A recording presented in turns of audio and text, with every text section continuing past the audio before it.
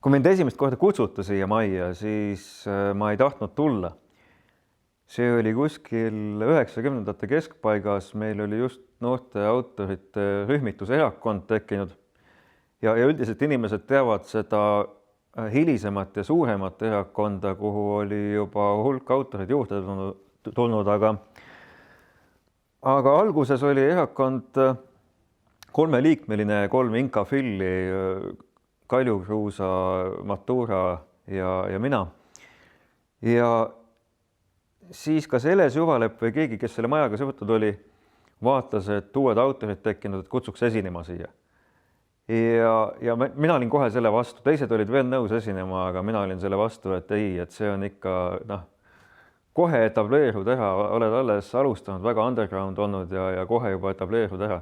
Tegelikult see oli loomulikult lihtsalt enesekindluse puudus, tundsid, et ei ole veel piisavalt valmis, et tulla siia ja kuskil saalis oma tekste ette kanda, aga mina loomulikult üritasin näidata, et see on ikkagi maja kui sellise kõmmeldunud ja etableerunud asutuse probleem.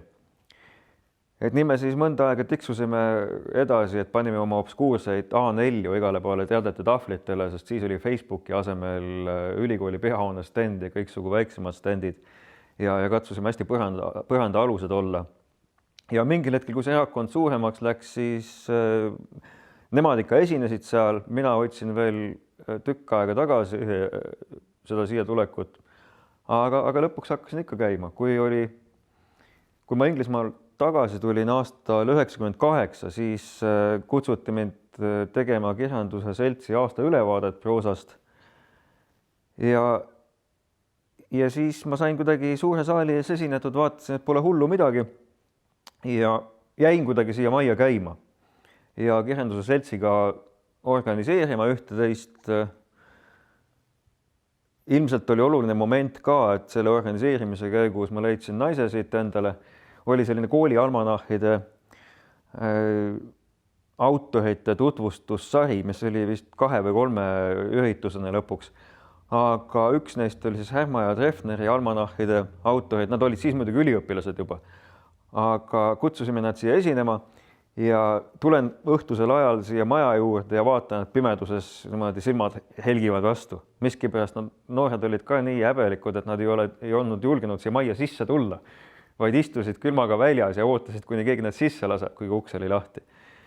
Ja siis ma tulevane naine luges oma luuletuse siin väga sugestiivselt ja ma olin muidugi võidetud mees. Luuletused hiljem ei olegi kirjutanud minu teada vähemasti. Aga miks ma seda kõike räägin, on see, et mingist ajast jällegi väga hakkas tõmbama siia maja poole. Kui ülikoolis töötasin ja ühel hetkel me olime oma inglise filoloogia õppetooliga 20 ühes ruumis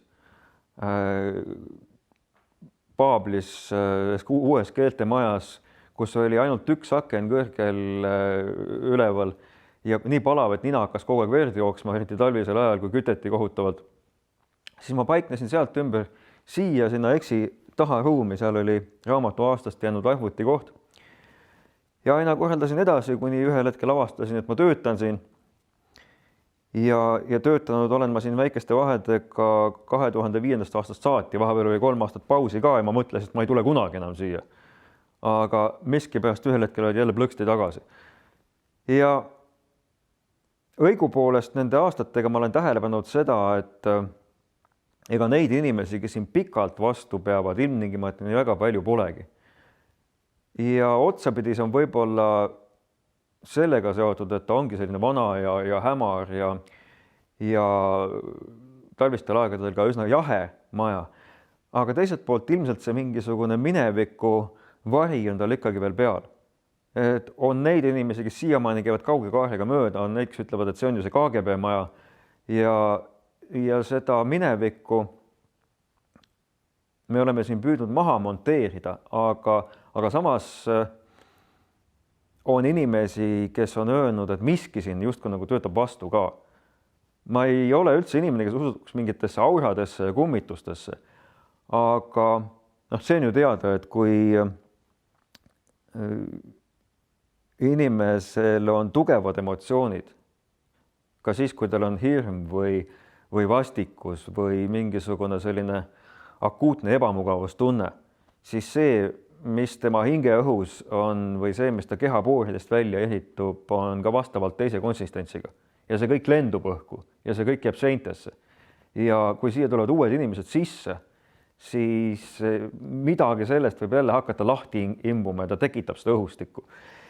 Ja ma mäletan, et ise, kui ma siin olin töötanud paar aastat, mul olid närvid täiesti läbi, õnneks ma sain jääda pooleks aastaks isapuhkusele. Ja on siin nähtud, kuidas inimesed hakkavad jooma või neil tekivad psüühilised häired või üldse mõne aja pärast inimesed kipuvad siit minema.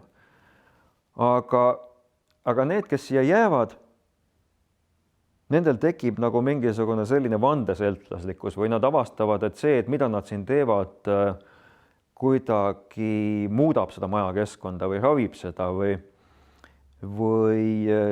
loob siia teistsugust õhustikku. Nii et ma olen ka täiesti teadlikult katsunud siia võimalikult palju edendada selliseid salongikeskkondi või kuni tõesti reivideni välja tantsupidusid, sest need kõik loovad mingisugust hästi teistsugust õhustikku ja üldse mitte esoteerilises mõttes, vaid pigem mingisuguses psühhokeemilises mõttes puhastavad seda maja. Ja see ei ole ju ainult selle majaga seotud, vaid see maja on kogu linnaruumis väga olulisel kohal. Ta ei ole enam justkui nagu päris kesklinn, vaid ta on natukene kesklinnast väljas, ta suunab juba inimesi natukene kaugemale. Ja samas jällegi, kui on vaadata, kuidas linnakeskused nihkuvad ära kuhugi lõunakeskuse juurde, ta samas tõmbab ka inimese ikkagi siia allapoole vana kesklinna poole tagasi. Nii et mingit pidi see maja on üks linna närvipesadest. See, mis siin toimub, see, kui avatud ta inimestele on, see, mis meeleolu ta suudab inimestele anda, on ilmselt kogu selle linna vaimse sfääri suhtes väga oluline. Vot, ega ma rohkem ei räägikski hetkel.